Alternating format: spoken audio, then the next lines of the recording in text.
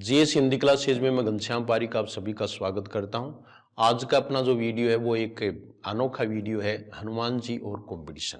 यानी कंपटीशन और हनुमान जी का एक बहुत गजब का संबंध है और अगर इसको कोई मान लेता है तो असफलता नजदीक ही नहीं आती, असफल हो ही नहीं सकते। हनुमान जी ने सीता माता की खोज में जो प्रयास किया उसका सीधा संबंध है वो कंपटीशन से है। भाई वो हनुमान जी का कंपटीशन था तो बहुत बड़ा था, हमारा कंपटीशन तो उसके सामने कुछ भी नहीं है, हम आसानी से उसको क्रैक कर सकते हैं। और ये देखिए, मन में अगर उत्साह हो तो सफलता चरण चूमती है, कदम चूम लेती है मंजिल खुद आकर, अगर मुसाफिर हिम्मत न हारे। ये प्रमुख बात है, ये हनुमान जी में थी।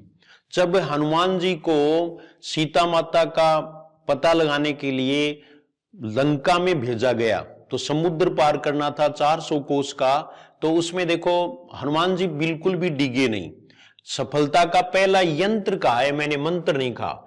यानी मन में उत्साह व प्रसन्नता, ये पहला यंत्र और मंत्र है सफलता का। इसलिए मन में उत्साह से तैयारी करें।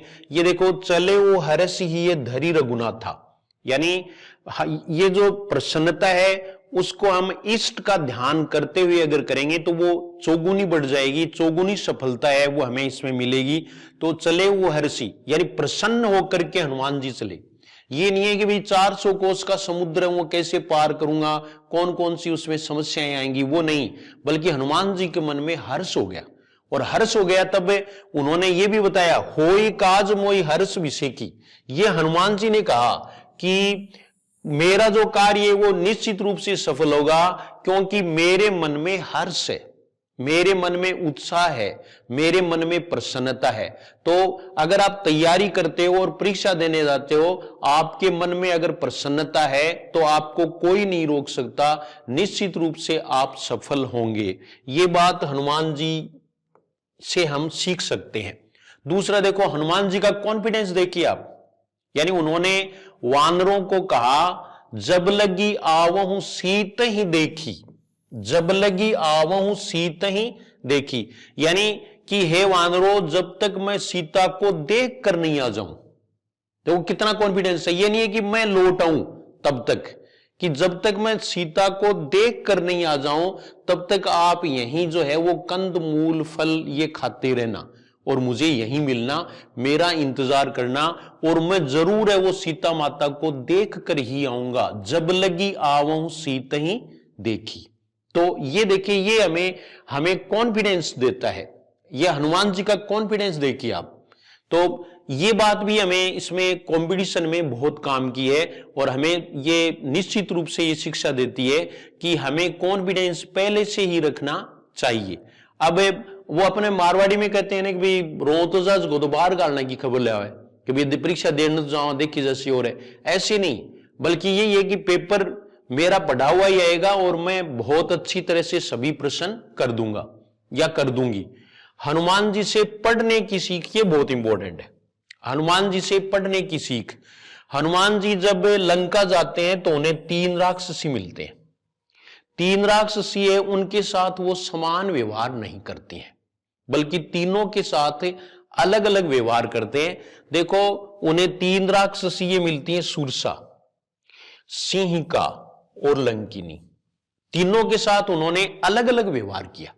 कि सुरसा है, उसको तो माता कहा है कि मैं राम जी का काम करके सीता का पता लगा करके वापस आऊंगा, तब मुझे आप खा लेना, और उसको माता कह करके पुकारते। दूसरा देखो, सिंह का है, वो धोखे से पक्षियों की छाया को पकड़ करके और उन्हें खा जाती है, इसलिए वो धोखेबाज है। तो सिंह का हनुमान जी ने वध किया, केवल उसको मूर्छित करने का इतना ही काम नहीं किया बल्कि वध ही कर दिया। दूसरा देखो, जब वो लंका के द्वार पर जाते हैं तो लंकिनी मिलती है, लंकिनी का भी वो वध नहीं करते बल्कि उन्हें एक आघात पहुंचाते हैं जिससे वो मूर्छित हो जाती है। यानी तीनों के साथ अलग अलग व्यवहार किया। यही बात है वो हमें समझनी है।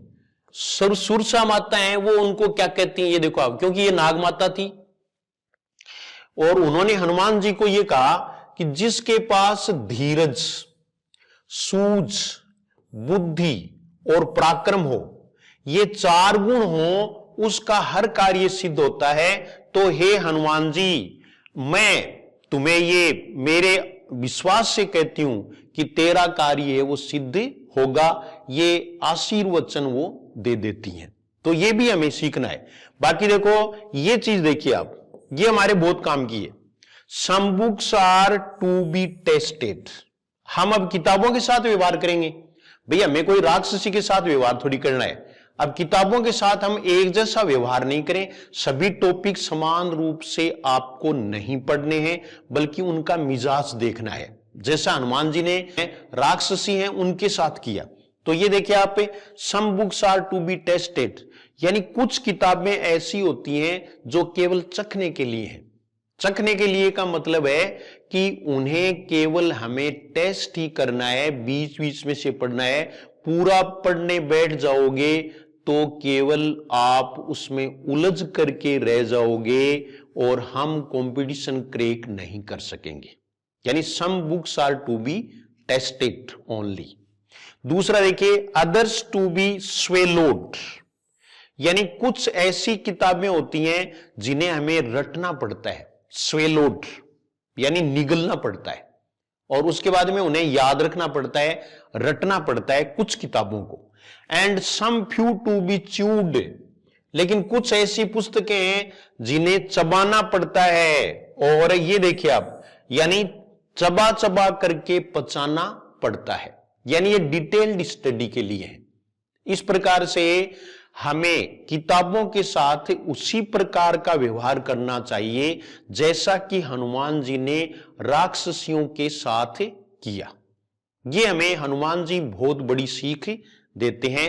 अंत में मैं यही कहूंगा, जय जय जय हनुमान गोसाई, कृपा करहु गुरुदेव की नाई।